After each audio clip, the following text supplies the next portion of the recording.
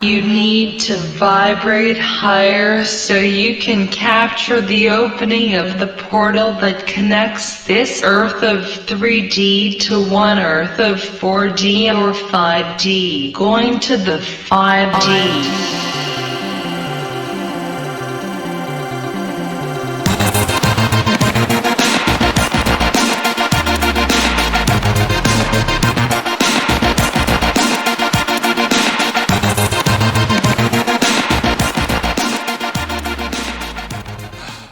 Hello everyone, I'm Phoenix. And I'm Kara. And we are talking into dimensions. Close enough. Yeah. Close enough. We'll get there. Eventually, as this progresses, you should see us get better at this, is the hope. Yeah, one can hope. One can only hope. Yes, no. So, how are you doing today, Kara? Not too bad, actually. Besides the sweltering heat, it is actually not too bad. Yeah. At the time of recording this podcast, our portion of Canada is draped in a microwaved wet towel. Yes, no, it's levels of very humidity. muggy, very humid. Holy crap. Oh, God. Good God. Yeah, no, but thankfully, in the blistering heat, we can always go into an air-conditioned fucking movie theater, and me and you did so one evening, and we went and saw a film entitled Eddington. Ooh, yes, Eddington. Oh my gosh. Yes, we saw Eddington, directed by Ari Aster, and this film is about a small-town sheriff named Joe Cross. And during the COVID-19 pandemic, him and the mayor of the small town, Ted Garcia, have a couple choice interactions, and Cross gets really mad and decides to run for mayor. And past that point, his life just sort of spirals into chaos. And yeah, Ari Aster's new film is certainly going to be divisive. It's going absolutely. to be, there's no way everyone's, it's not gonna... all the fucking reactionary Twitter heads are going to be pissed the fuck off by this film for one reason or another. But seeing as we are rational human beings, Kara, what did you think of Eddington? Actually, funny enough, on that topic, I feel like it sort of poked fun at or insulted both sides, I suppose. Because yes. You have, on one side, your sort of anti-maskers, sort of your right, I suppose. And then, of course, you have your left, who are for masks and for all of these things. But yeah, in equal measure, they are actually made fun of for some of their hypocrisies or some of the weird things that they did. Like, for example, the left say to wear masks, but they go to this big gathering and some of them don't even cover their noses, right. Or they don't mask up until somebody sees them, you know? Like, personally, I really enjoyed this film. I thought it was pretty great. I thought that it just escalated more and more and more throughout, and it actually touched on a lot of different things about the pandemic. It's like all the crazy things about the pandemic that were kind of smushed into one movie, like Antifa and the riots and all the paranoia and This film to me was a very entertaining snapshot of 2020. Like 2020 was just a chaotic mess of a year, and this film, portrayed like all of that insanity with a very bleak sense of humor. Goodness, yeah. Which, that might not sit well with some, but no, there was a couple that walked out of the theater. I remember. I think it was actually after one particular line that they just had enough. I think this is definitely a film that would ruffle some feathers. I think if absolutely. they didn't just see it past the one side of the political spectrum that they were making fun of in that moment. Yeah, no. This Ari Aster sort of past his first two horror movies, he just sort of got, he said, I'm sort of done with horror and I'm just going to make, whatever I want. So That's... this is it's always both this and Beau is Afraid are still very much him. Like the last act of this film escalates in a similar manner to a film like Hereditary, where it just turns into chaos, and it just ends on such a bleak, bizarre note. It does, yeah, very cynical. And you know what? That's actually interesting that you bring that up. I actually had no idea the other stuff that he'd done before. I didn't know he did Hereditary. That was his debut. There were some moments in this film where I was like, this feels like a zombie horror film. I really still felt that sort of horror vibe in some of the scenes. Yeah, no, so that makes a lot of sense, actually. He knows how to build tension and dread in a scene, and this film is also very much in line with some other films in that it is very, very nicely shot. There is a great flow to the cinematography, and there are also just very odd choices at times in terms of angles. Like there is one scene near the beginning with Joe Cross and his crazy wife in bed, and the camera was sort of tilted in a manner where it was almost perpendicular with them lying on the bed, as if the camera was hanging off a corner of the bed. Oh, yeah. Yeah, it was very weird, it stuck out in my head. And there are also, aside from, odd choices like that, there's also scenes that are just incredibly, blocked and coordinated. There are great long takes in this film.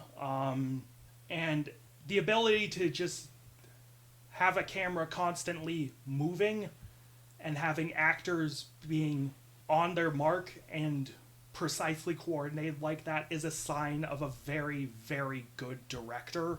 Yeah, especially with how big some of those crowds would get of the protests and whatnot. Yeah, no, to have that coordinated is... Yeah, they have extras. Ari Aster managed to get a ton of fucking extras for those sequences. Good for him. Another thing I liked in this film, and it's a thing that I like, and this is another sign of a great director, is how they use sound, because the score in this film is super minimal.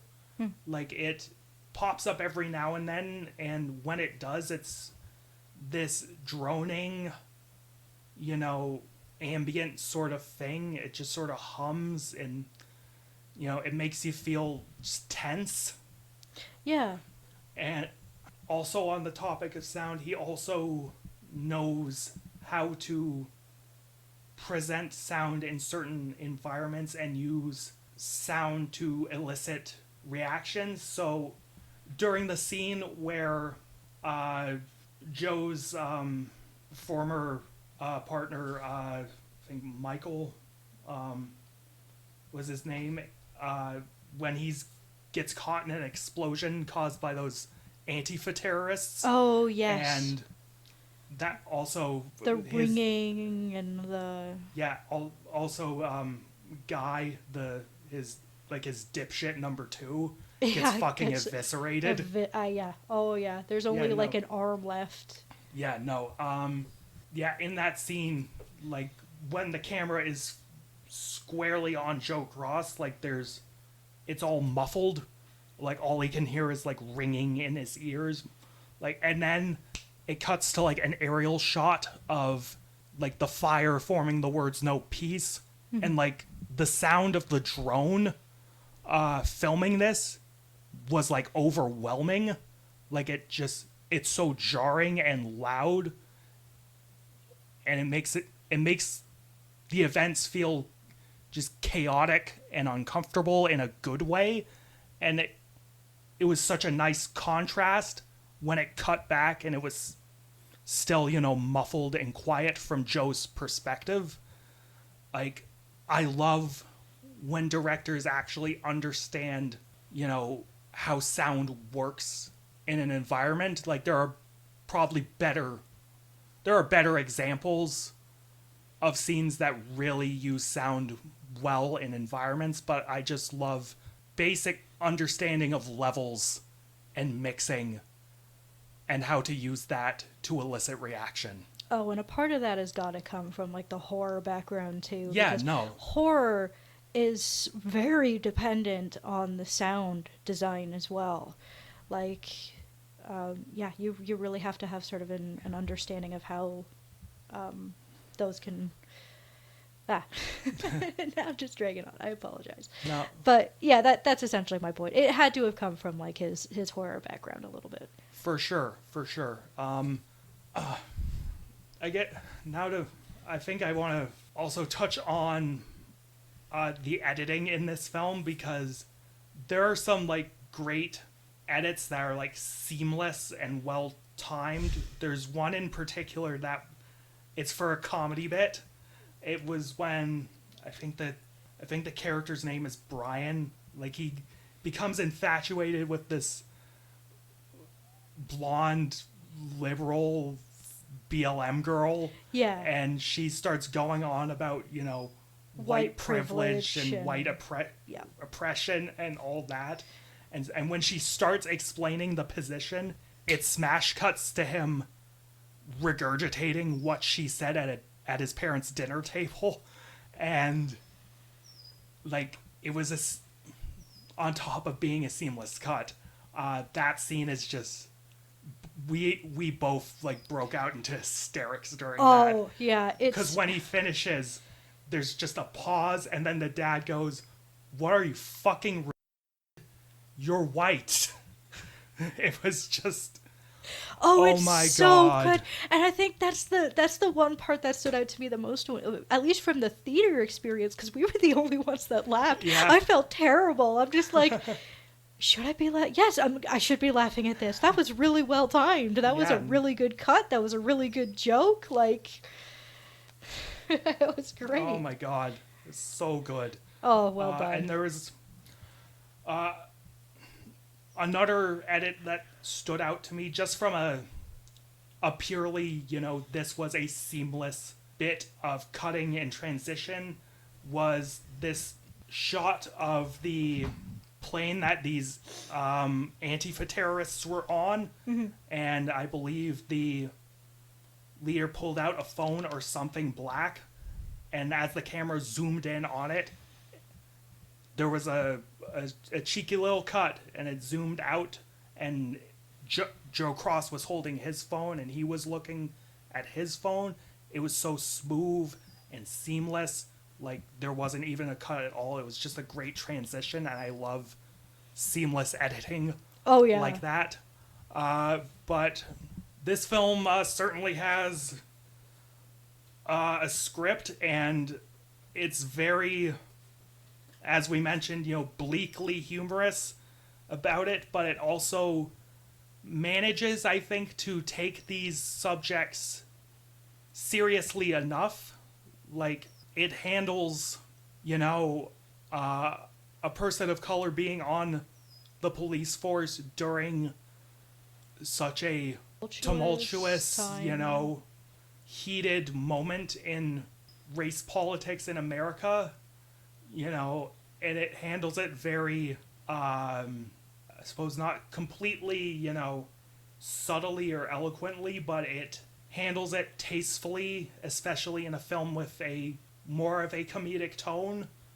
And it's interesting. I find that thematically it sort of makes this point that, the powers that be, these shadowy cabals, this New World Order, is as much to blame for Joe Cross's situation as Joe Cross's own stupidity is. Yeah, because there's one thing that I came out of that theater thinking is that he really did sort of become or perpetuate the things that he was trying to avoid in his own town. Yeah. Like, he ended up with COVID-19, and he ended up, he caused a police brutality case, and, he started, jailing his, he jailed his, he jailed Michael, one of his, oh goodness, what is the term there? deputies. Deputies, yes. He jailed his deputy, a black deputy, Yeah. and tried to frame him for A murder a he murder committed. that he committed. So I think it's very interesting when you sort of step back a bit. Yes. It's like, yeah, he ultimately really became or brought these Yeah, things no, into he- his town that he was trying to kind of keep away, or at least Yeah, no. the people 'cause, around him like- were trying to keep away. Like, whatever you may think of the COVID-19 pandemic, how that was handled, how grievously divided and heated race relations have gotten in the past, like, 5 to 10 years, the character of Joe Cross handled none of these situations well. Oh no, absolutely not. And it resulted in him going full society clown and just murdering everyone to kind of fix things, or just not even fix things, just take power for himself, because he just wanted to control things. And it was interesting because The moment he got embarrassed, and the moment it felt like he wasn't going to get the result he wanted, that's Yeah. when it all came crashing down. absolutely, he purposefully, I think he did it purposefully, he purposefully perpetuated a lie that the incumbent mayor forced Cross's wife to get an abortion when they were teenagers, Yeah, I think even though his wife and the incumbent mayor barely dated. They didn't even have sex. yeah, So, like, no, it's I think what he tried to he tried to essentially accuse him of essaying his Yeah. wife. But as we would learn, it was actually her father that did it to her. Yeah. And that it was true that the mayor had never actually touched her, and the reason why she ended up having to get an abortion is because it was her father that did that to her. And the mom kept, peddling that lie. And then Joe Cross, he purposefully peddled it himself to try and gain voters. Yeah. At least that's how it reads. And it's, again, Joe Cross is as much to blame for his downfall as all the, shadowy cabals going on behind the scenes, because Yeah. those, on the surface, it seems like those Antifa terrorists just kind of come out of nowhere. Yeah, I Like, they feel ju- like they're just a product of things escalating Yeah. like they did, because it's like if he hadn't have they were attracted to the chaos that he was causing, essentially. Yeah, they were no. attracted to the video of him, the police brutality video of him, which wouldn't have really been spread that much had he not decided to Yeah, no. join the running for mayor. That was one of the points that was used against him, and then ultimately that video went around, and next thing you know, there's Antifa. Yep, and then Joe Cross doesn't get out of that situation, safely. He's at the end of the film. He's a brain dead vegetable, and Yeah, because he gets he's mayor, but he's just a puppet for Ted Garcia's yes men, who are essentially just continuing the cycle. the cycle. The irony in that is It's it turned out well for the people running things behind the scenes. Again, that whole, maybe those the conspiracy nuts in this video were maybe onto something, because those shadowy powers that be took advantage of this sheriff's bumbling idiocy and managed to get their, server farm up and running, and they're going to profit millions while, Joe Cross rots in a wheelchair for the rest of his life. Yeah. It's pretty much the last act of this film is about as Ari Aster as it gets, because it just escalates so rapidly and goes down so many twists and turns that it can be a bit overwhelming. Oh, like- yeah. I don't know if you've seen. I'm pretty sure you haven't seen Beau is Afraid yet. No, I haven't seen Beau is Afraid yet. The ending of the last act or so of Beau is Afraid is a fucking trip. And same with this. And I think the cast of this film, Eddington, really sell the material well. Joaquin Phoenix was fucking great in this movie. Oh, gosh, yeah. Yeah, no, Yeah, he did great. He did fantastic. Yeah, no, he captured that, small town, dopiness well but in like a subtle, serious way. Yeah, and I also appreciate that, at first he's sort of just like this kind of possibly sort of goofy but well-meaning sheriff. Yeah. He's just like, yeah, I've had enough of this nonsense. I'm putting my foot down. This town is going to shit, and if no one else is gonna do it, I'm gonna do it. And it's spurred on from him just getting sick and tired of, the mask mandates, because at the shopping center that he, while he was patrolling, he passed a shopping center, and they were manhandling this old man because they're like, no, you need to have a mask. You can't come into this store. And he's like, he's just an old man. Just let him in and get his groceries. You're not going to let him get his groceries over a piece of paper on his face? Yeah. And then, because he's anti-mask because it's hard for him, I suppose, due to his asthma, to keep one on. He's like, yeah, it's hard to breathe with them. Some of us have trouble with these masks.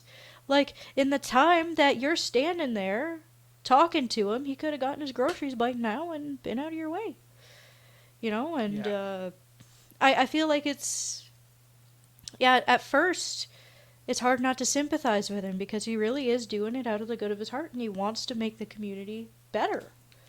At least by his perspective. But, yeah, probably by out of the good of his heart, at least according to him. Yes, exactly. It's up for debate whether or not that is considered the good or the bad thing. And let's not get into the mask debate. Oh, shit.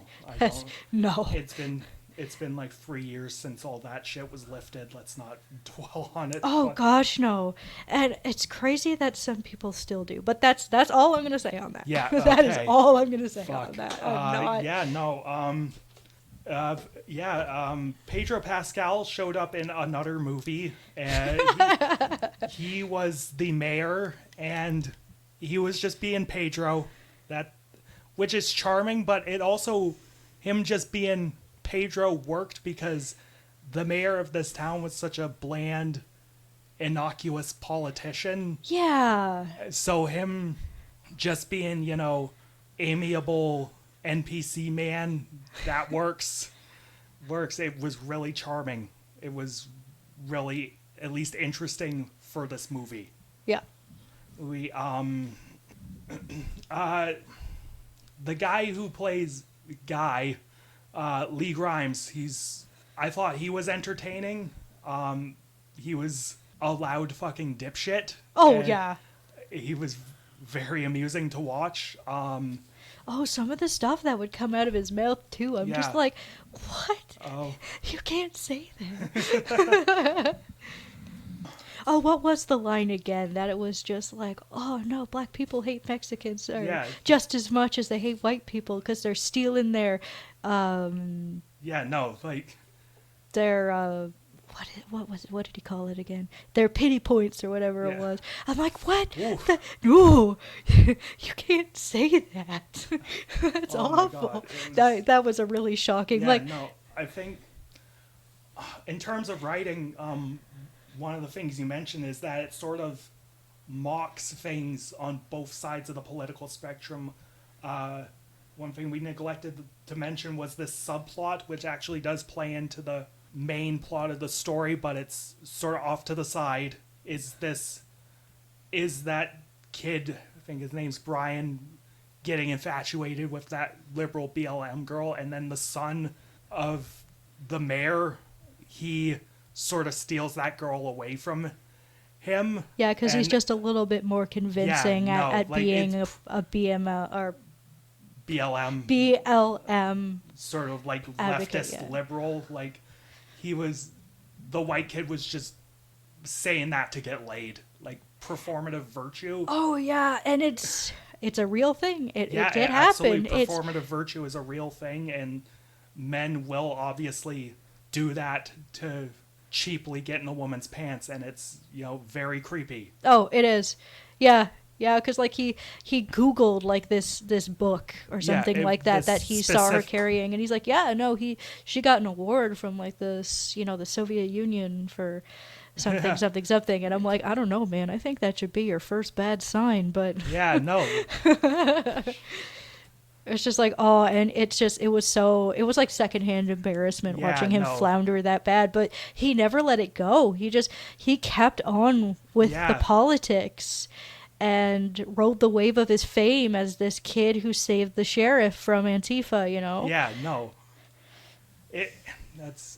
I really like writers who know how to tie together lots of strings in a plot really well, because there are tons of moving parts in this film. Oh, yeah. But everything ties back to the main story eventually, and it's pretty seamless overall. And I thought it wasn't... This film in general, Ari Aster's done better. I would take Hereditary over this, even though Hereditary is glazed to death by everyone. Oh boy, that's... Yeah, but, Eddington was really good. I still look forward to seeing what oh boy. I look forward to seeing what Ari Aster does next. And do you have anything else to add to this film? The only really thing I have to add is that considering, like, I definitely...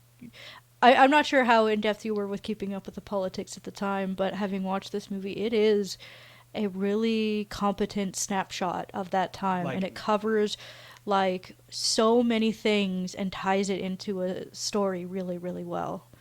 There's a lot of things that it touches on that were just so big during 2020. Like, it's... Yeah, no, we both lived through that year. We remember the entire political and societal shit show that year was. So this film was a very entertaining snapshot of it.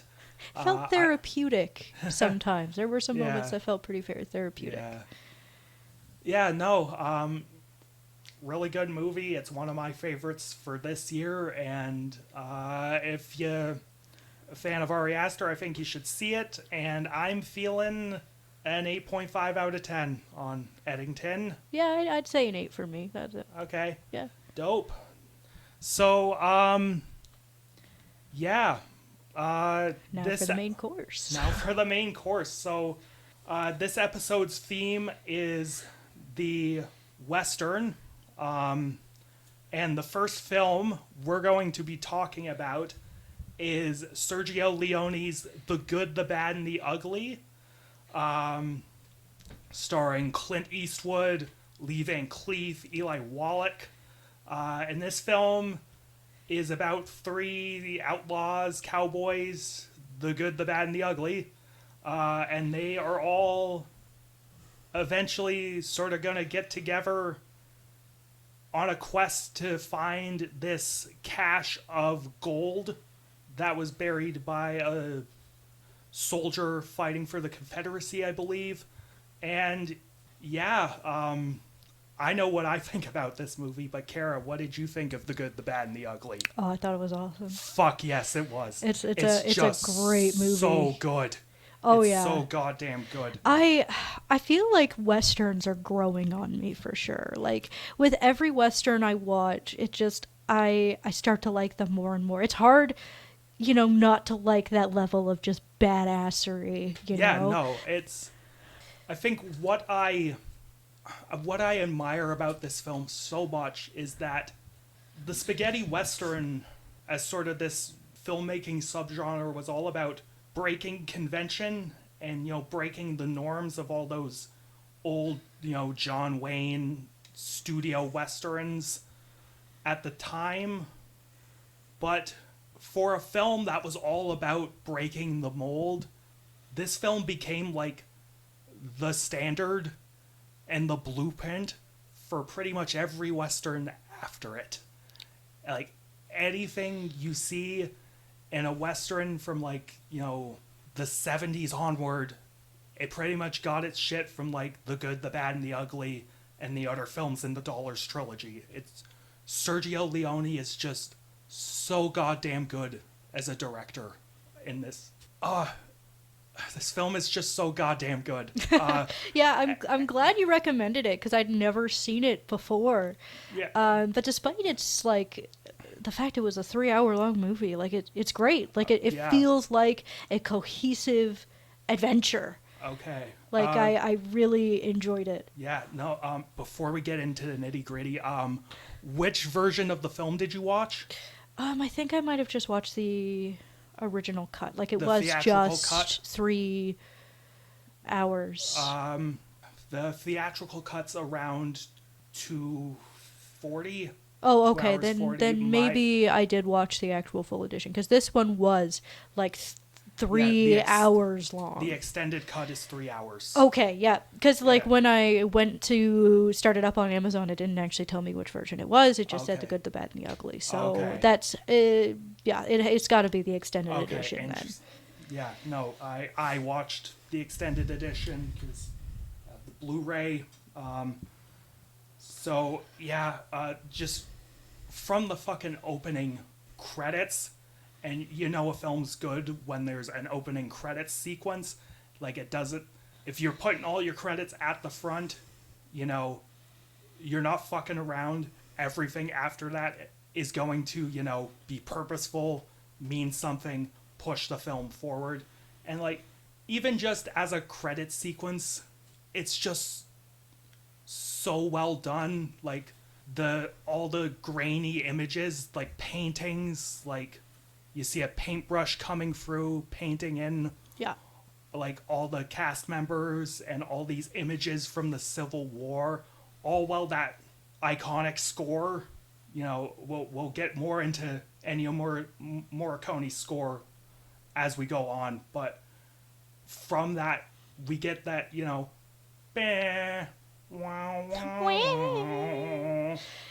The titular Western sound that Yeah, no. everybody has used Yeah, and no, memed like- to death. Yeah, no, There this it film is is. so ubiquitous and, like, iconic in pop culture. Like, Oh, it's been gosh. parodied to death. Like, you've pretty much... I guarantee you've pretty much absorbed this entire film through osmosis. Probably, yeah, because I mean, we'll probably touch on it more Yeah. later when we get into Yeah. the soundtrack, because I definitely have some points on that in terms of what I recognized. But Yeah. yeah, there's a lot of things where I'm like, oh, that's where it came from. Oh, that's where it all started. Like, that's awesome. It's so fulfilling and nice when you finally get to see the source of a lot of these references absolutely. and, you know, movies that are have been inspired by it. It's great. Oh my god, yeah. But yeah, past those amazing opening credits, we start to see Leone's style visually, and Leone loves the contrast between close and wide. So the opening shot of this film is a scenic shot of, like, a landscape, like the desert, and then, like, out of nowhere, this guy just swings in front of the camera, and it's just a close shot of this guy's sweaty, tan fucking face. Yeah. And then it'll cut back and forth between, like, a super wide shot of the town and two people coming in, and you think it's going to be like, oh, we're getting a duel, a big gun battle, but it turns out these guys are working together, and this is the point where we introduce Eli Wallach, the ugly Tuco, and another thing that I love that Sergio Leone does is he does these, like, pans and tracking shots where something is happening behind a wall, and he'll follow the action. He'll go across the wall, and then when the camera stops, the action stops, or at least reaches its climax, and then Tuco just breaks through like a window holding a giant piece of chicken. Yeah. And that's how we introduce him as the Ugly. And it's so goddamn entertaining. It's such a great opening sequence and a great way to introduce that character. And then we introduce Angel Eyes, the bad, where he just sort of, it's this very long, very widely shot, just full of tension. The scene where he just walks into this man's home and like the frame is like these giant arches and he's standing at the end of the doorway. Yeah, it's like a sort of clay farmhouse, and it's all beautifully framed through those arches. And he just walks in quietly, like, and you know he's up to no good. You know he's not there for good reasons, and he just sits down with this man, just eats dinner. Yep, just starts eating the family dinner. Just like, hey, how's it going? He's Angel Eyes at this point. We find out he's on a search for this specific person, goes by the moniker of Ben Carson. And this is where we sort of introduce him as the bad, because unlike Tuco, who's just this greaseball looking to get a payday, Angel Eyes, I think he's a scumbag. He's a killer, a bounty hunter, but he has a code, at least in that if you pay him to do something, he will do it. Yeah, he will follow through. Definitely more lawful and refined in that sense. Like, even though he killed the father and the eldest son of this family, the father had handed him $1,000 and said, like, here you go, you can take it, just don't kill me, or like, just take this other guy out. Despite the fact that he had killed him, he still, when he takes finishes the deal with the other guy, he's just like, no, when I'm told to do a job, I finish it. And he kills the guy for the farmer. Yeah. Like, that's, like, the man's he just loves killing. He's a killer. He'll do it for, he's a killer and he will do what you ask. Yep. No bones about it. Even if you're a dying man who he's still going to take out, he's like, all right, I'll keep your promise for this 1,000. Yeah. And it's another thing to note in that scene, there's barely, I don't think there's, from what I would call it, there's any music or barely any music. Yeah, it's just dead silent. It's quiet. It's full of tension. Yeah. It's just, it's nerve-wracking. Like I would be fucking scared too if this guy just showed up at my dinner table staring at me and eating. Yep. Yeah, no, it's great. And then, and what I like about, so far there's been like minimal fucking dialogue at this point, and the lines that were used, the lines that are at least spoken, are purposeful. They move the plot forward. And then we get into the intro for Clint Eastwood, The Good, because fucking Tuco has been found by these other bandits, and then fucking Clint Eastwood's like, nope, that's my guy. Like, and we get this great shot, I think, from like in between Clint's arm of this bandit, and he's about to like draw his gun. It's so good. And this is where we find out as we go on that The Good, that's kind of a misnomer, because Clint Eastwood's character in this film, he's not exactly good. No, like he's not a good guy. No. But he's good at what he does. Yeah, no, he absolutely. And compared to the other two scumbags, he's not the worst. He's not the worst. And as we go on, he does at least have some, a mild amount of compassion, but we'll get to that subject soon. But yeah, no, him and Tuco are like running a fucking racket where he takes him to a town, gets paid the bounty, and then when Tuco's about to hang, he shoots the rope and frees him, which I find that funny because, like, at a certain point, like, how are these towns not putting two and two together? Yeah, that's what got me too. I'm like, eventually you're gonna run out of towns to do this in, especially if you're just like and out in the daylight just shooting him down and being like, all right, let's go. Yeah, no, unless the cops in all these towns are bumbling fucking morons, like, eventually they're gonna be like, huh, every time this greasy fucking Mexican shows up, someone seems to shoot him down about when we're gonna hang him. Which...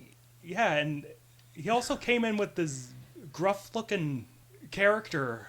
It wouldn't happen to have anything to do... These guys wouldn't happen to be working together, right? Like, nah. No. Which, I mean, I do have to give it at least to, our good character here. He does eventually drop Tuco, and he's like, yeah, I don't think you're worth $3,000 anymore, buddy. Like, at least he goes like, no, we can't keep up this charade anymore. Anyways, I'm taking the money, fuck off. Like, we're gone. Like, that I'll give the movie that at least for, I think he started catching on to the idea. It's just like, I can't keep doing it with this guy forever.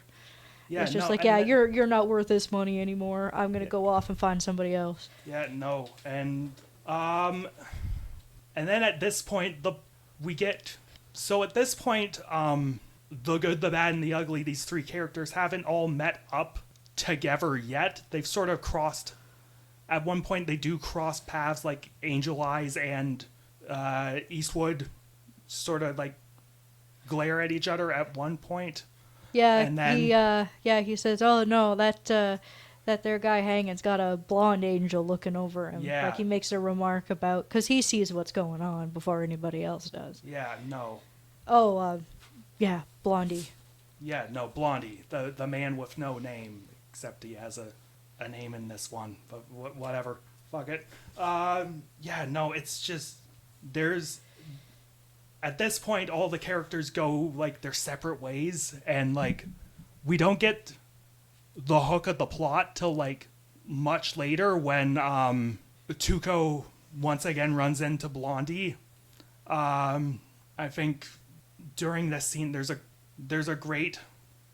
so many great fucking one-liners in this goddamn movie. Blondie's in his, like, hotel room, and we get this great tracking shot of Tuco and his little guys walking up to Blondie's room, and it's like all their steps are in, like, perfect sync with, like, I think the music. Mm-hmm. And I love when blocking gets really rhythmic and coordinated like that. That's so good. And so a giant fucking shootout happens, and then Tuco sneaks up on Blondie, and I think he said something like, there are two kinds of spurs. Ones that use the front, and then ones that come through the window. Yeah, ones that use the front door, and the others that use the window. Yeah, no, it's just... And then as Tuco's about to hang Blondie, like, the building gets shot by, like, a cannon or something. Yeah, it gets shot by a cannonball. He falls through the floor. He looks up, and then Blondie's fucking gone. Yeah, no, I love when directors get to blow shit up. And you know that shit is, like, legitimate, because those older movies, they had to do some crazy stuff to, like, because now you have, like, safer stuff, like, CGI and stuff like that, but back then it's like, no, we gotta blow stuff up. Yeah, but there are also still directors today that take pride in, like, practical effects and giant set pieces. And like thank goodness. Christopher Nolan is just a fucking madman. Oh, yeah. Loves blowing shit up. But yeah, no, basically, again, these characters just sort of go about things. Like, Angel Eyes has been searching for Ben Carson, all while fucking Tuco and Blondie are just having a giant pissing match with each other. Oh yeah, no, he's dragging them, like through the desert and... Yeah, no, and eventually, like, Tuco finds out that they're about that $200,000 Yeah. from Ben Carson, the guy that Angel Eyes is trying to find. And then we get, Tuco and Blondie needing each other because Tuco finds out where the graveyard that the gold is stashed in, but Blondie He knows the actual knows name the of the actual- tombstone. Yeah. yes. Which that scene, those scenes actually crack me up because he's like, no, my good friend, you can't die yet. You can't. Let's go. We're gonna go get Yeah, some help. You're not dying and it's yet. only Here, 'cause- drink some water. Drink. Like. Yeah, no, and it's 'cause- like 2 seconds ago you were like so excited to watch this guy die of heat exhaustion. Yeah, you no. know. And our thing too, the makeup and Oh, it's brutal. During Yeah. that sequence where fucking Clint Eastwood's getting dragged through the desert, Clint Eastwood looks fucking rough. Oh, yeah, like, holy fuck, he I- looks dead. I feel like it's not like realistic in terms of like what a sunburn actually is, Yeah. but you still feel it. Like Yeah, no, it's just gnarly, it's cracked, it's red. Like the stuff on their lips too. Like Yeah. I feel like I the makeup might not be entirely realistic to how these things actually Yeah. look in real life, but you still feel it. You feel the chapped lips, you feel the cracking skin. Yeah, like no. I think that's another part of this movie that I love so much is like you really feel the grit and dirt of the Wild Absolutely. West. Yeah, absolutely. Fucking all those. It's one of that's one of the things about those spaghetti westerns breaking convention, because those films looked, dirty, violent, and Oh, yeah. gritty. Like, and Because it wasn't a pleasant time. It was a time of like a lot of crime, a lot of murder. Like yeah, no. you can't really put rose tinted glasses on for that time of history. Yeah, You know, no, like it's. I suppose some people can, but no, Yeah. it's historically it was. Yeah, no. It was And bad. So, like, fucking Tuco manages to drag Blondie to, like, a convent, and we get, like, a very, this small but very, very, like, powerful little scene where Tuco runs into his brother, Oh who's yeah. a priest, and, like, Yeah, you took the easy way. I took the hard way. yeah, You know. no, it's this little thing, like, it doesn't have too much bearing on the plot, but it gives Tuco that little bit of extra depth. Yeah, like it gives him some depth. You get a little bit of a vision into like why he's a criminal. Yeah, You know, because it's like either you start stealing or you die. yeah, it's very powerfully acted. Fucking, mention it now. Eli Wallach is so fucking good as Tuco in this. Oh film. yeah, I really liked Tuco quite a Yeah, bit. he was- Like he had his moments of like comedy. I just like I suppose when you like when I'm thinking about other movies and stuff like that, usually his type of character is always like the bumbling idiot. Yeah. But he is legitimately very competent and three-dimensional. He's a Yeah, very it's- interesting character. Yeah, for sure, and it's and there's another like great thing after that, because I think at this point Blondie's all healed up, and he hears, I think, that interaction in the convent, and then when he's talking to Tuco when they leave, Tuco's making up this bullshit Yeah. about his brother, and it's like, on the one hand, it does, play into Tuco being a, just a sniveling liar, but there's also just that small bit of sadness to it. 'Cause, Yeah, like, it's like he doesn't want to admit, that is, what actually happened. yeah, no, and like Clint Eastwood's just, so he knows the truth, but now he understands what Tuco's dealing with, sort of. Yep. Yeah, and sort of, and then then we get to the point where they run into fucking Union soldiers and they're wearing Confederate uniforms. Oh, that was so good. The Yeah. guy dusted himself off because Yeah. it makes their uniforms look white. Yeah, He's just screaming, yeah, Yeah. woo! And it's just like, uh-oh. oh, yeah. No, it's very well presented in terms of both, comedy and getting the plot towards that final act. No, there's And- there's some genuine moments in this movie that gave me a couple of giggles, and that was Yeah. one of it. It's Yeah. just like, oh no. And then we get to them being POWs in a Union fort, and Angel Eyes has taken over this fort, and he's got a racket running, where he's stealing, things from Confederate prisoners, and this is one of the reasons why I love the movie is because of its backdrop. Is, while fucking Tuco and Blondie and Angel Eyes are running around, searching for gold, the American Civil War is happening. Yeah. Yeah, and what I find most interesting about these characters is that while Tuco and Angel Eyes are either ignoring it or actively exploiting it, Blondie's the only one that acknowledges all the bloodshed and carnage that is happening. Like, I think there's, like, before they run into those Union soldiers, like, I think Tuco's going on about something, about not having to be worried when he gets this money, and then Blondie notices a bunch of dead soldiers on the ground, and he's like, those men aren't worried about anything. They're not worried about anything either, buddy. Yeah, no, and it's... Yeah, it seems like it's two men taking advantage of a situation where the other one is actually acknowledging that there's a lot of bloodshed going on. Yeah, no, and there's even though Blondie is also taking advantage of That's the true. situation. Yeah, he is taking advantage of it, but he at least acknowledges that there's a war going on, Yeah. like... Yeah, no, and... Or at least what that means. Yeah, no, almost. There's fucking...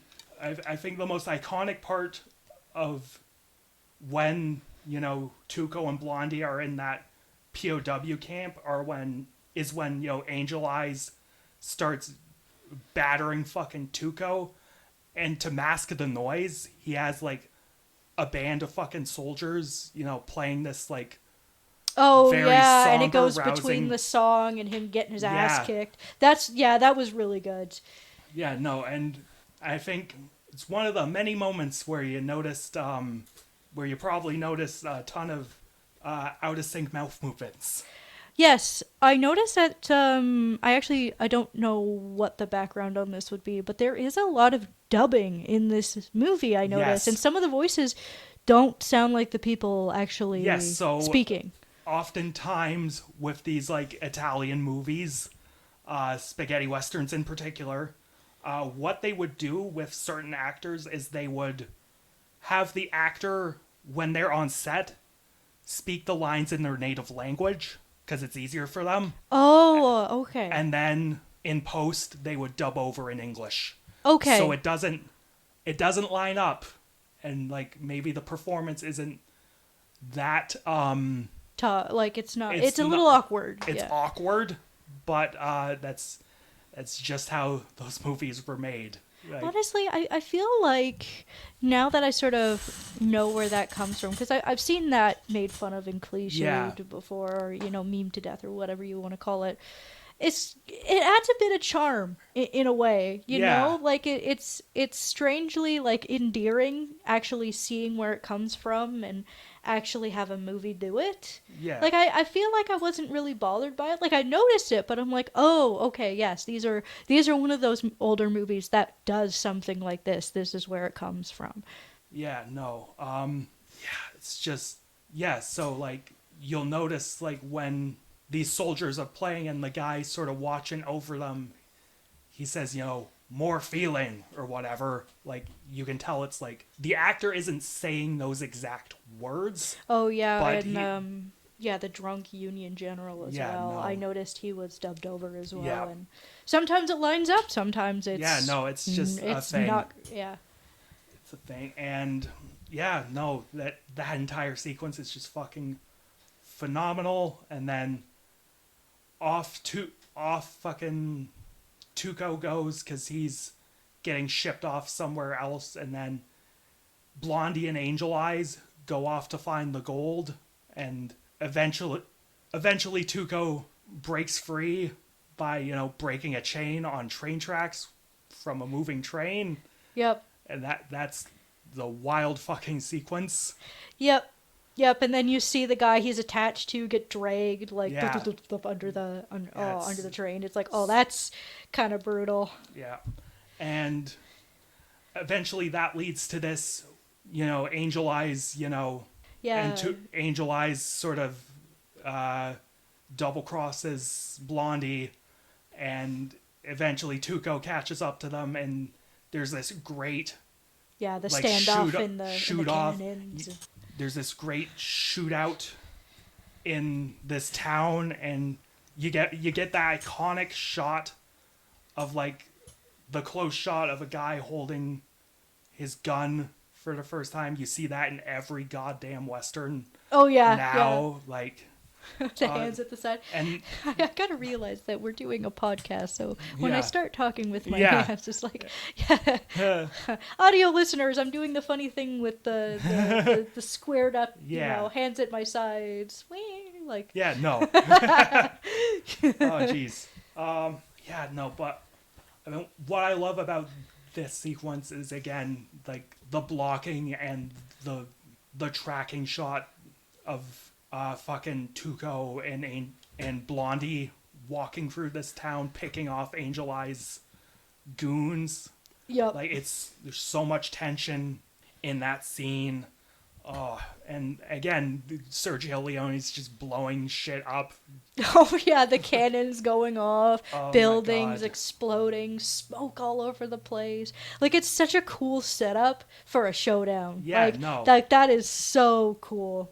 Yeah, no, and I think during, or at least after this sequence, when they find out where Angel Eyes is running off to search for the gold, Tuco, him and Angel Eyes have a break, and Tuco finally takes a bath, and then the guy from the beginning of the film, who you think is dead, but he's actually alive, and he's missing an arm. Like, he finally comes back just to get shot by Tuco. And I in love the that bath. line too. If you're going to shoot, don't talk. Yeah, no, that's a fucking great line. It's so good. He's just covered in bubbles. Just Yeah, like, oh my fucking god. shoot, buddy. Yeah, no, and then we go back to the Civil War when Blondie and Tuco run into this drunk captain who's trying to get over this bridge with his soldiers, and he just wants to blow it up to prevent the Confederacy from getting over. And another great moment of fucking Blondie acknowledging the Civil War is when the Union and Confederate soldiers charge each other on this bridge, and he's like, he says something along the lines of I've never seen such a needless waste of life before. It's just something along those lines. Just calling it all a waste. Yeah, no, I think not only does he then see, he needs to get over that bridge because the cemetery's, right there. Yep. Pretty much, but it's at this point we see the first of a couple moments where he's compassionate, or at least respectful towards these soldiers, because as the drunk captain's dying, Blondie and Tuco are setting up this bridge to blow, and basically Blondie gives this captain his dying wish. He blows up the bridge, and it's then after that, Blondie finds another soldier dying of his wounds, and it's this little thing, but he just gives him his cigarette to smoke. He is the only one that is actually showing these soldiers some form of compassion and acknowledging the bloodshed of what is going on. And I think that's actually what I like a lot about Blondie's character, is that a lot of his beliefs and personality just comes out of through his actions. Yeah, no, 'cause Like his like compassion for the soldiers, and you know how he looks at the corpses and things like that. He's a very action based character. Like he doesn't say too much in the film. Yeah, no, and that's actually something that, Clint Eastwood and Sergio Leone sort of had to go back and forth on Oh, okay. during the shooting, because, like, Clint really just wanted to keep the dialogue minimum, but there was, at a minimum for this character, but there was, like, more lines in the script than, I guess, should have been there. Yeah. So, like, it's also interesting to note that during the shooting of this film, Sergio Leone barely spoke English. Yeah, no, he's Italian, speaks Italian, but like Clint Eastwood didn't really speak Italian. They, in his words, essentially, they knew enough to say like, hello and goodbye and whatnot. But Now, that is fascinating. So, is it really common for like Italy to make these sort of spaghetti westerns? Is that where they? yeah, that's where these, like Europe, Italy specifically. That's where these. fascinating, because you'd think most of them would be coming from, the States and Yeah, whatnot, no, right? But, no. This is the spaghetti western's a European thing. oh, that's fascinating. Yeah. I wonder what their the interest that they had in sort of the American West. I mean, It's a fun it's backdrop. cool. At least. It is a Yeah, fun no. backdrop, yeah, because Yeah, it's. no, I mean, this film, at least, I think this film was at least a co-production with an American company. Okay. So, like, Yeah, because that's compared to the other two. This film has like a bigger budget. So, like, on the topic of directors and actors communicate, Eli Wallach, who plays Tuco, was pretty much the only one who could kind of converse with Leone, because Leone spoke some French and Eli Wallach spoke French, so they were able to communicate effectively enough in one language. So yeah, no, now we're at like the graveyard, and this is where I want to talk about Ennio Morricone's music. Oh, Holy yes. fucking shit. The music in this film is so good. Just banger piece after banger piece. Because, like, at the beginning, you get, like, the iconic theme of this film. Oh, yeah. But you also get this, like, trotting, like, galloping guitar riff. And, like, at certain points in that piece, it just, like, devolves into screeching noise. Like, it's so interesting and intense on one hand, but there's also this iconic sort of, like, tone that's pretty much found in, again, most westerns going forward past this. And, like, there's... Oh, my God, I just want to talk about the graveyard scene, because that's when we get... The graveyard scene is the very piece cool. known as Ecstasy of Gold, where Tuco is running around the graveyard. Yeah, the camera work in that. Yeah, is, no, it's so where like even for an audience member, it's so like confusing Like, and it crazy. Like, it It's- captures that feeling of like overwhelming confusion really well, where the camera is just turning around and around, and it intercuts with Tuco running through this graveyard trying to find it, and it has such a great sense of scale and scope. It really captures how sprawling this fucking it's like a graveyard needle in a is. haystack. Like Yeah, no, it's- eventually the camera's just fucking Oh, spinning. it's spinning. All the Like, everything you don't is know getting what's mixed fucking together. happening, and then the piece is like swelling and rising.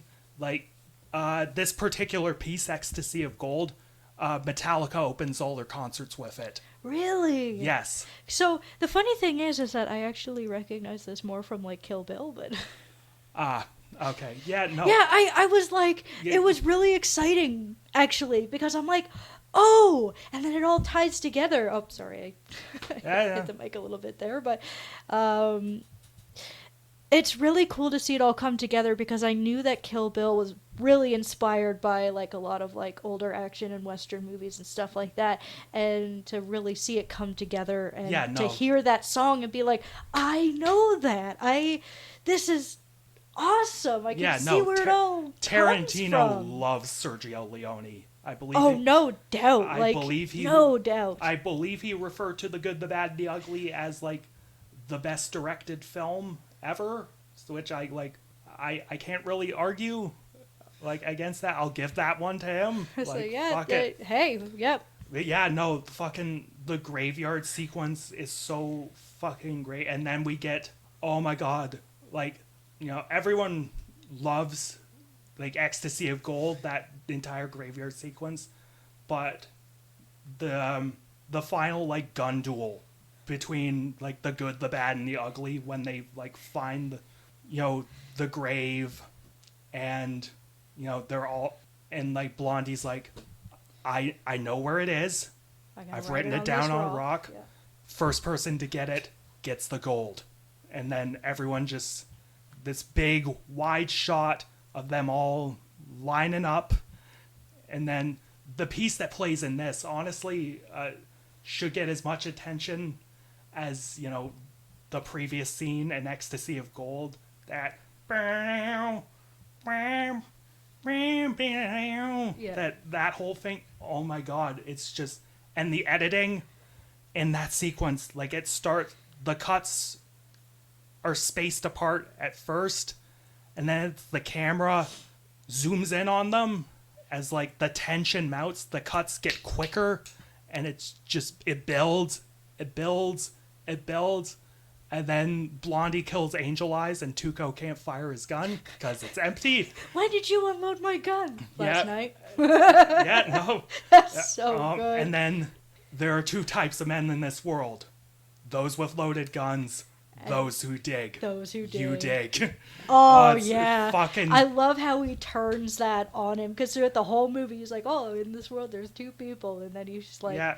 here's the shovel, get to it. Yeah, no, that's what's great about this script is it just so cleanly ties everything together. And then, yeah, no, him and Tuco gets the gold. Like, him and Blondie split it, but... Not without him tormenting. Yeah, no, Blondie sets Tuco up to hang. So, like, Blondie takes his cut and then, like, just leaves Tuco there. But, you know, calling back to their old racket, you know... Yeah, he shoots him Blondie, down and leaves him there. Blondie shoots him down, and, you know, they censor a swear with a loud music sting. I love that. Blondie, you son of a... Yeah. Yeah. And then, yeah, no, the movie ends on that galloping guitar riff and no credits, or barely any. Yeah. I think there were credits on mine. Yeah, for, I like, think the there restoration. were... Yeah. But, like, it's... Yeah, no, this movie just is so fucking good. Oh, yeah. It's a classic. I'm glad to love have it. finally seen it. And that's... Yeah, I'm so excited for... as we keep doing more and more episodes, like, being introduced Yeah. to some of these films. And, I mean, the same's gonna go for your side, but more, like, in terms of classic animation Yeah, and things no, like that. But... because yeah, that's what's so great about this is because we're going to expose each other to movies we wouldn't normally see in our spare time, and God, yeah. So in short, fuck yeah, this movie, very good. Yep. I thoroughly enjoyed it. It was a refreshing change from Beach Bum. I definitely will take that. I'll take the good, the bad, and the ugly over that any day. Call back to episode 1. So. We're already doing callbacks. You all nostalgic yet? Shit. So yeah, no. Arguably the greatest Western ever made. One of my favorite movies of the 60s. One of my favorite movies, period. Yeah, 10 out of 10. Yeah, I'm in agreement, actually. Oh, shit. Yeah, I really enjoy... I'd say, like, I don't.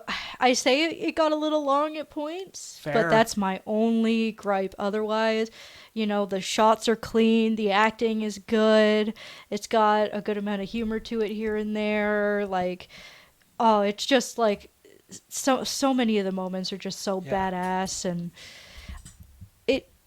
it's good. I also it's crazy comparing older movies to stuff we get now, because it's crazy when you get to just take in a scene. Yeah. Like, everything is just like, you get to take in where you are and the characters actually walking in and stuff like that. It doesn't feel like, a bunch of YouTube shorts strung together. Yeah. Like, you are Yeah, able absolutely. to really take everything in with this film, and it is so dirty and gritty and bloody and sweaty. Like, Fuck. it's fantastic. I thoroughly enjoyed it. This is a good recommendation. Fuck yeah. All right. So that's The Good, the Bad, and the Ugly, directed by one Sergio Leone. Now we are going to talk about your recommendation for this episode. All right. So, there's actually not a lot of animated westerns out there besides the iconic Rango, but we're saving that one for another time. So today, my recommendation is Spirit, Stallion of the Cimarron? Cimarron. Cimarron. There we go. Oh my gosh. Directors Kelly Ashbury and Lorna Cook.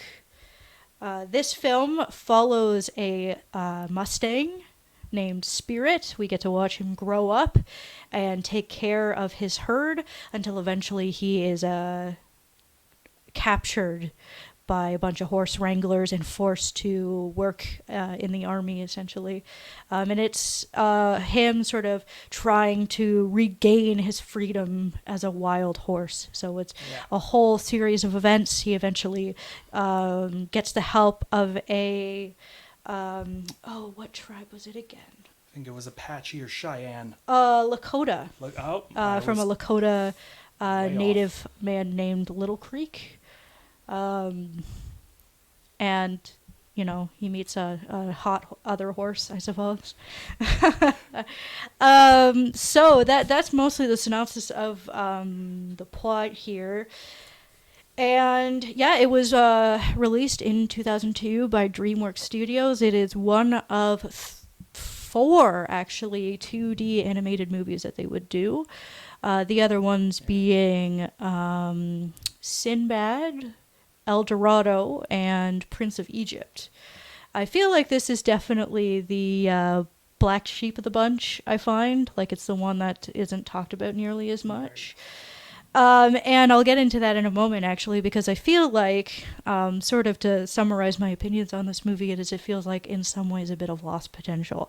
The horse animation in this movie is clean and beautiful. Like, these horses are really well done. Like, how they move and their body language is all really it's very accurate. It's all quite accurate. A lot of care went into animating the animals and whatnot. But of course, studio executives had to get involved, so they added a bunch of stuff that was really completely unnecessary. That being Matt Damon, who phoned it in through the entire fucking movie. That man is on my shit list. I've never heard... Okay, so... I watched a lot of animated movies before, I find that is my hobby, my love, my interest is definitely animation. And I've heard some bad voice acting, but this shit was so phoned in. I've never heard such dispassionate, I just want a paycheck fucking voice acting ever. Like, this man. And the thing is that he's not in a lot of the movie. He doesn't talk through a lot of the movie, which is fantastic, actually. He just comes in every once in a while, maybe every 20 minutes, to explain the obvious to you. Like, wow, I'm a grown horse now, and I am the leader of my herd. I am so strong and powerful. Look at me and how free I am. And that's it. That's all he does through the entire movie. He doesn't need to be there. And apparently the movie actually originally was supposed to be completely, just voiceless, except for the humans. And But of course, execs think people are stupid. But if you were to get rid of Matt Damon, the body language is enough to be able to tell what these horses are thinking about. It's a visual medium, it's animation. Like, at that point, if you can't tell what the horses are doing, it's just not good animation. But yeah, so I guess starting at the beginning, we do have our main character being born. The opening scene actually is quite interesting. When I was looking up some little facts about this movie, apparently, the Homeland Pan is what they called it. It required 700 different backgrounds, and it was 30 layers of artwork per frame. Wow. In order to actually pull that off. And you know what? That's commendable, actually. That's really cool. Because you can tell that the people who worked on this movie really loved and cared for it. Though I will get into the CGI in just a moment. But yeah, you have this really lovely panning shot that shows you, the Wild West and where he's, born and where his journey starts. And you watch him grow up to these awful rock songs. Yeah. I was waiting for you to mention oh my god. mention Okay. the soundtrack. Oh my god. Oh man, Yeah. I'll let you. So firstly, you pretty much just took most of the words I was gonna say right out of my mouth. Holy shit. Cause this film is such a glaring waste of potential. It could have been at least an 8 or something. It could have. I wouldn't say a complete masterpiece, because there's some things in the plot and stuff like that are not fantastic. But it's man, it could have been better. Than what we got. As you said, Matt Damon just sounded like he couldn't give two fucks No. about being there. Fuck. Oh my god. He added nothing to the film. He actually actively detracted from the film. I would rather he just not have been included. As you said, he was explaining things that could have been gleaned from obvious visuals. And to bring it back to where we just got to, the Bryan Adams soundtrack for this film, a couple of the ballady, slower songs I thought were okay in terms of Dick Cheese sort of rock. I was fine with that. Oh man, no. But some of these songs, good God, they were trash. Oh, dude, I had to pause the movie at one point when "Get Off My Back" started playing.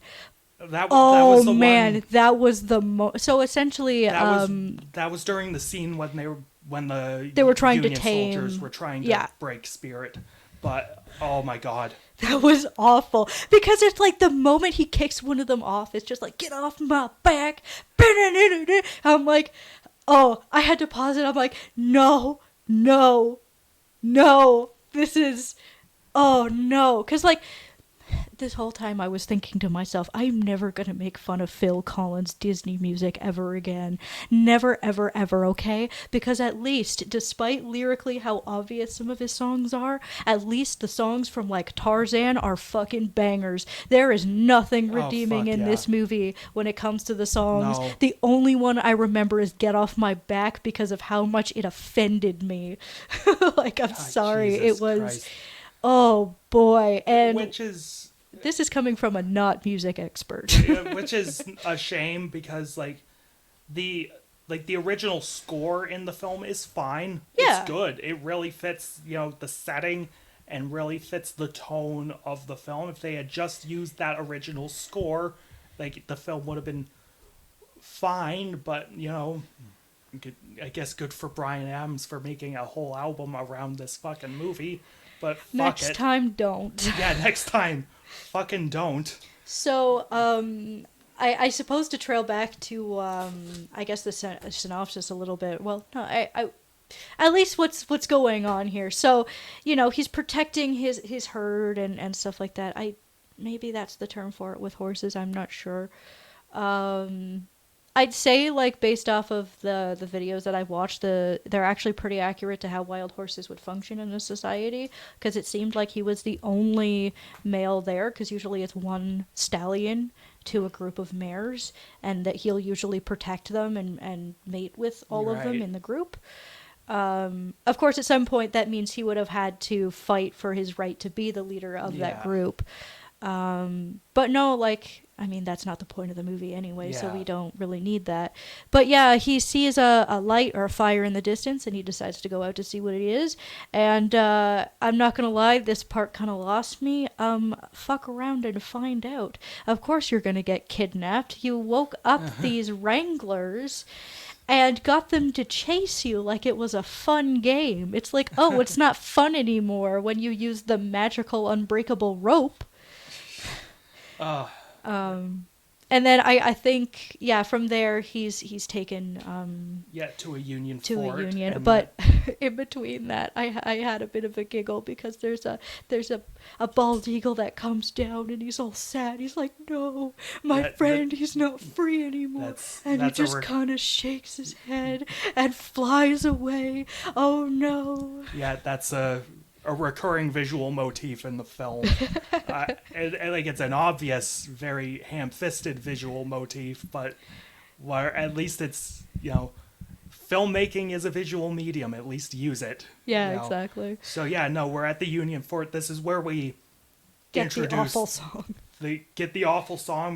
We're also introduced to, like, the main antagonist, this Union captain, voiced by James Cromwell, who, I will say, the human characters, I think, to me, I feel like the human characters in this film didn't need to talk, period, but for what little dialogue the human characters do get, there is a speech that this James Cromwell character gave. Yeah, they say the West isn't tameable, but just like this horse, you just have to break it down. And the West is tameable, and then something like Spirit kicked him off his back. Yeah, more or less. But that speech was pretty well written. Yeah, actually. Yeah, no, it's okay.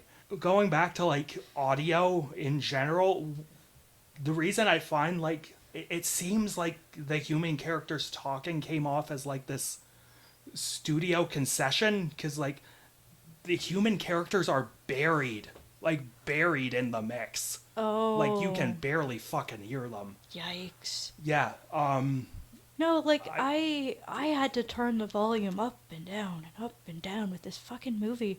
Like, I couldn't hear the dialogue, and then as soon as the action would start, or one of the horrible rock scenes would come on, I have to shoot the volume down. It's... Yeah, it's... dude, yeah, like, seriously, just... The human characters didn't need to talk.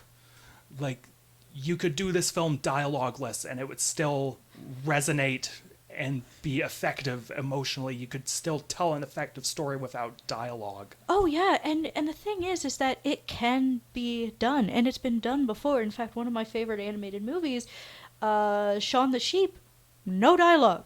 Yeah. None of it. The people characters, they just mumble the whole time. Yeah. But despite the fact that it has no dialogue, it is a hilarious movie that with a simple story that you can just understand. Yeah. Like, it's great. Like, it is possible to do. No, but the execs got a hold of this movie and said, hell no. Like, it's just not happening. Yeah. And it's such a shame when that stuff happens because, yeah. It is a shame because there is a ton of, like, emotionally resonant and very powerful scenes happening in this film. I think to when, the Union soldiers start attacking the Lakota? Yeah. The Lakota tribe, and Spirit and the girl horse, like, fall off the fucking waterfall. Oh yeah, her name is Rain, I think. Rain or something, whatever.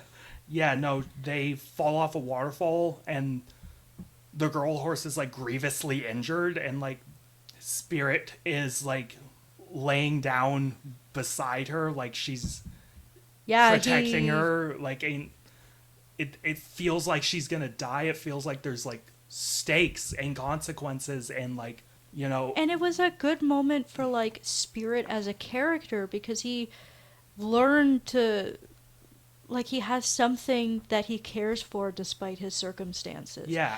And I think what really adds to this movie as well is that all of the horses are used, all of them are essentially voiced, I suppose you could say, by real horses. All their Yes. dialogue was real audio from horses. It wasn't mixed. It wasn't people doing weird sounds or anything like that. So to sort of actually have that grieving, sad, like horse sound in the film, like it certainly adds quite a bit as well. No, it's Like there are good moments like that in the movie for sure. and I think the moment we're talking about, we're pretty much entering the final act of the film, and this is where Spirit gets wrangled and into like being a horse for like Yeah, a the workhorse. Yeah, a for workhorse for the railroad companies, and this is where he eventually runs into Little Creek. the Yeah, name. so what happens is so we have him with the Union Army. He escapes with Little Creek because he was also captured by them. He stays at sort of like their suppose village. Like, I don't think it's a camp. Yeah, or Tribes tend to like set up campsites. okay.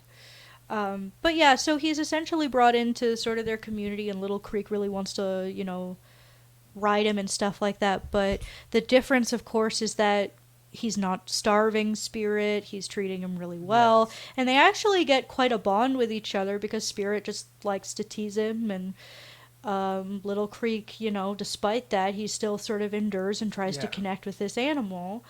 And he eventually starts to fall in love with Rain, who's Little Creek's current horse. And she sort of shows him the beauty in, like, being with people. Yeah. And he ends up sort of, like, caring for, like, this little girl who's, like, crying. Like, he actually lets this little girl pet him, and it's a really good moment. And then they're attacked by the Union Army, and that's when they get split up. They end up falling down this sort of waterfall, and then he's just downtrodden.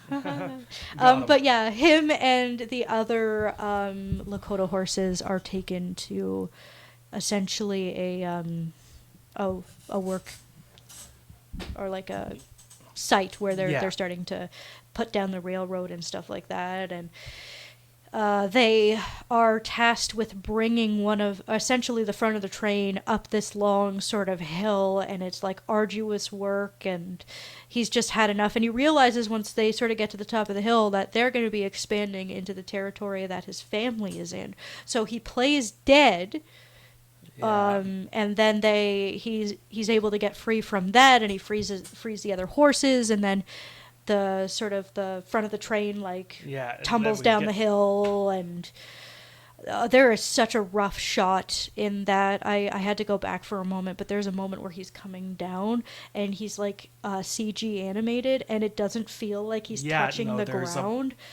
That was jarring. And in fact, I'll probably, like, once I sort of like round off this movie a bit, I'll talk about the CGI.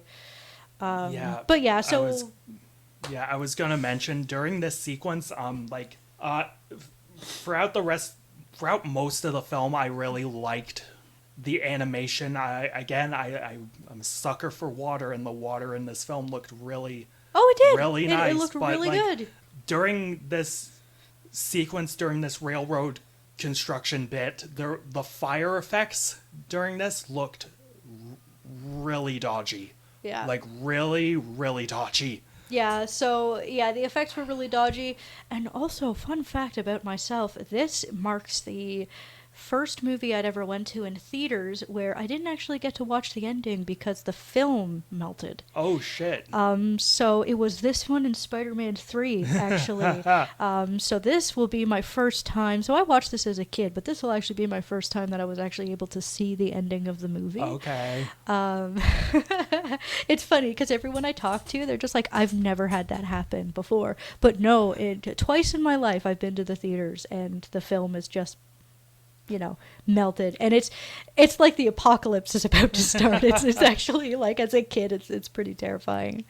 But yeah, getting back on topic, Little Creek saves him because he gets stuck on like a log because the chain gets stuck to a branch, and they both successfully get away, but then the Union soldiers find them. There's a bit of a chase scene and they escape, and Spirit makes this insane jump across the canyon, and the general, he stops one of his he stops one of the men from trying to shoot him. He's like, nope, just let him go. Just let him go. Because he's so just like taken aback and marveled by this jump, this horse's tenacity to just want to be free so bad. He's like, nope, he won it.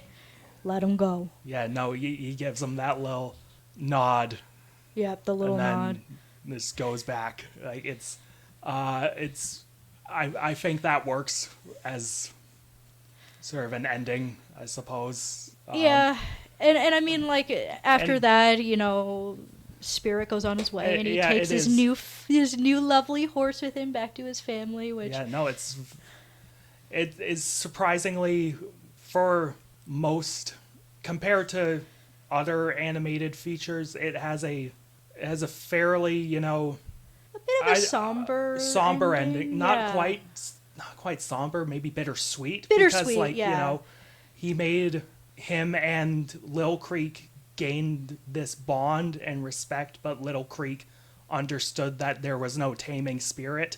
Yeah. So he let him free and let Rain free too, and it's sort of, again, bittersweet thing of, accepting someone's true nature, and they freed each other. If you love them, let them free. Yeah, it's very good. Again, I really wish there weren't, voice acting. I really wish there weren't any Matt Damon. I can understand why South Park hates his ass. Yeah. Man. I was watching. They're running Celebrity Who Wants to Be a Millionaire currently, and the last. They're already millionaires. Piss off. Yeah, no. Well, they're doing it for charity, so. Okay. There we go. That's not so bad. And Matt Damon was the contestant, and he was teaming up with Ken Jennings, the Jeopardy champion, and Jimmy Kimmel's the host. So, firstly, fuck Jimmy Kimmel. He's a terrible Oscars host. But during this episode, the majority of it is dedicated to Jimmy Kimmel calling Matt Damon a dumbass.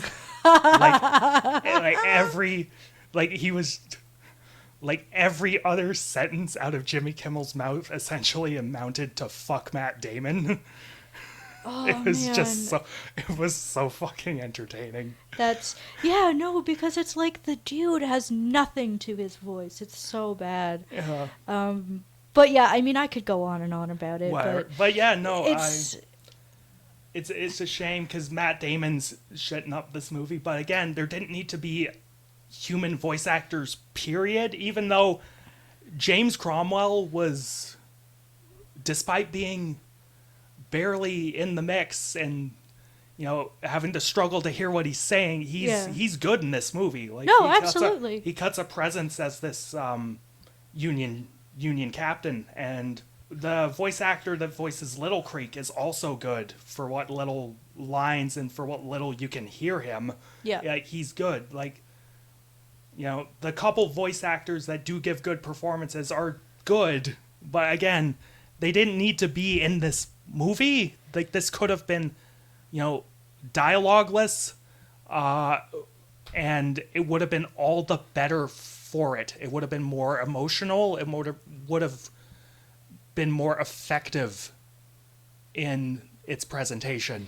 No, and yeah, because I gotta say, there are some things that, like, from an animation standpoint, that I just can't help but adore. Like, horses are not easy to animate, and they made a whole film about these animals, and they did such a great job. And I do believe that the head or the supervising animator was James Baxter, who's actually pretty famous for being really good with animating horses. Like, he's the horse animation guy. So there was a lot of good talent behind the art direction and animation of this film.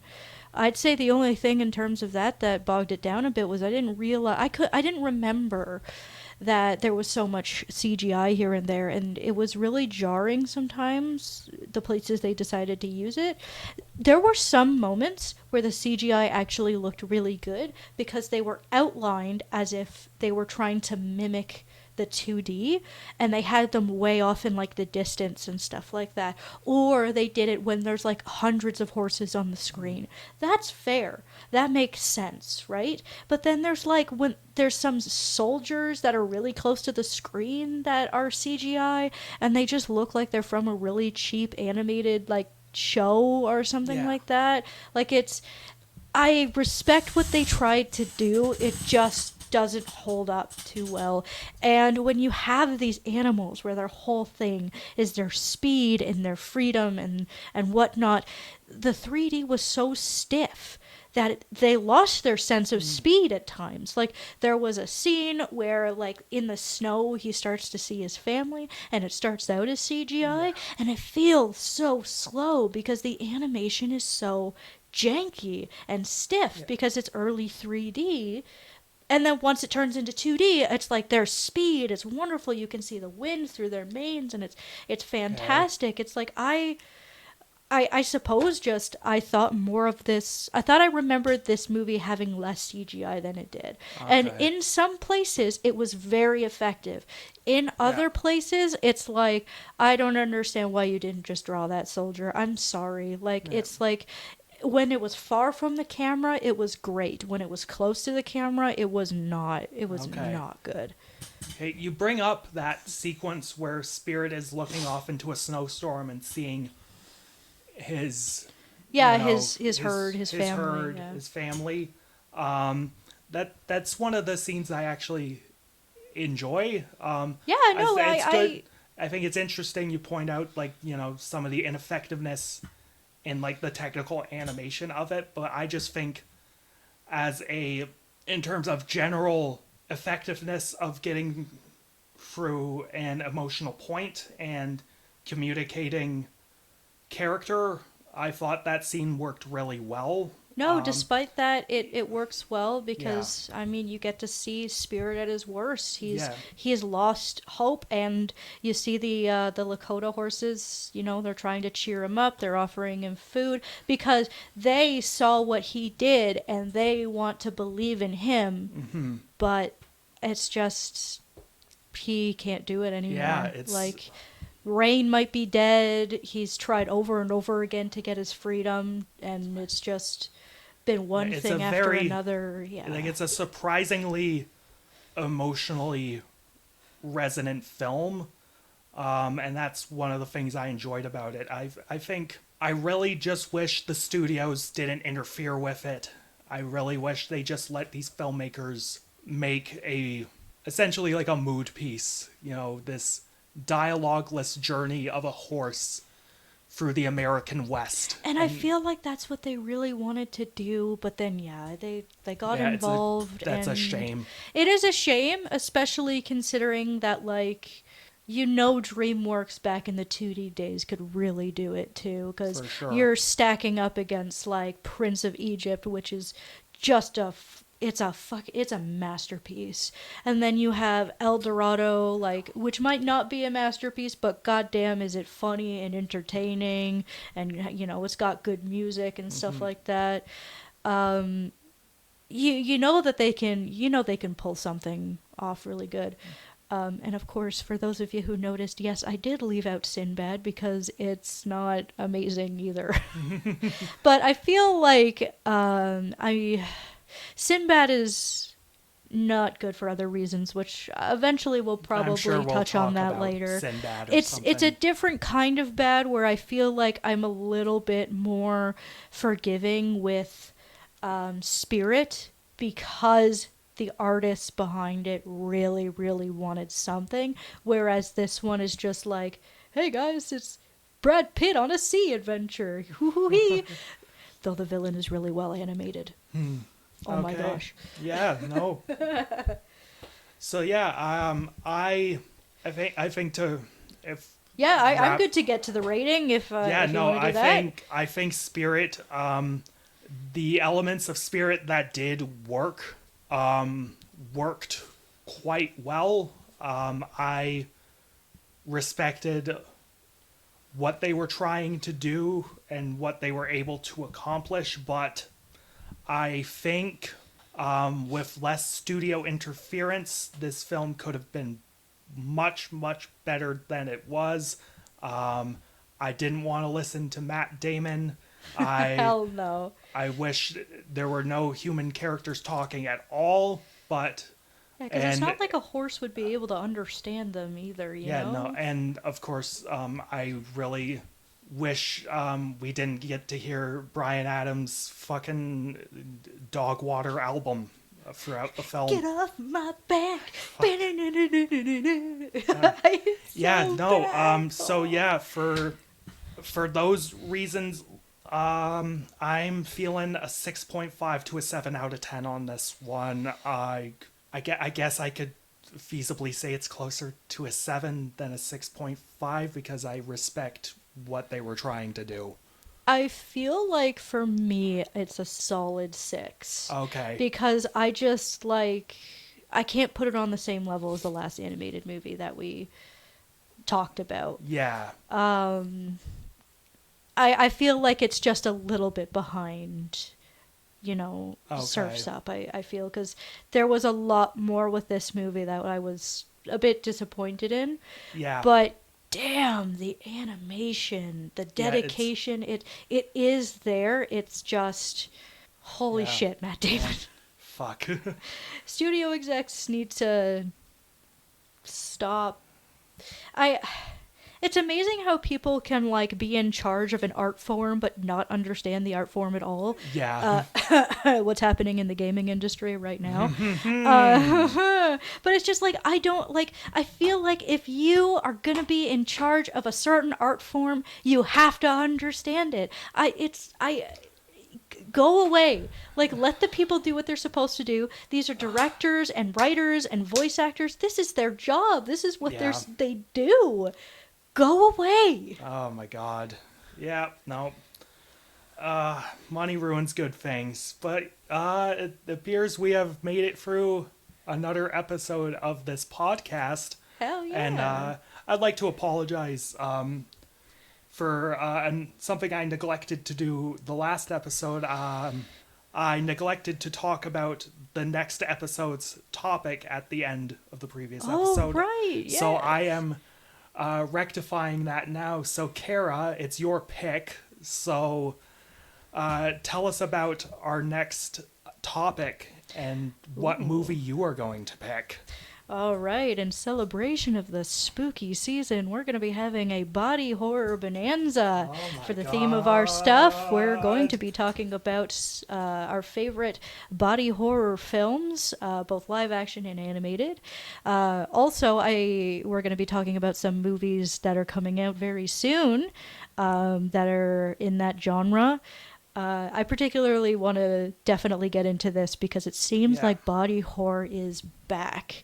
I'm definitely going to be talking about that a lot more when we get to that episode, of course, but for now, just know it's going to be a gross and bloody movie review for our Yeah, dog. October season. Yeah, dog. So, what film are you bringing to the table for our body horror extravaganza? So for me, I suppose I am cheating a little bit. For my pick, I'm going to be bringing in Stop Motion, essentially a film about a young woman who is trying to finish her mother's stop-motion animated film and essentially becomes haunted by her own work Okay. as she starts taking ideas from this little girl who lives in her All apartment. right. All right. This is a 2023 film directed by Robert Morgan, and my pick for the body horror episode is a film from 1985, directed by one Stuart Gordon. We are going to be watching his film Reanimator. Oh, Reanimator. Let's go. Oh Yeah. man, I'm excited This is for one that. this is one I haven't seen, though I've heard tons about, and I'm looking forward to this discussion. So yeah, that brings us to the end of the episode. Make sure to follow us on all our social media. We are at Talking in Two Dimensions on pretty much everything. The links for those will be in the description. Episodes for our podcast come out once a month at the end of the month. Jesus Christ. It's all good. And yeah, you can find us on YouTube, Spotify, Apple Music. And so, yeah, for everyone here, I'm Phoenix. And I'm Karen. And make sure to be good, be bad, and be ugly, and have a happy spirit.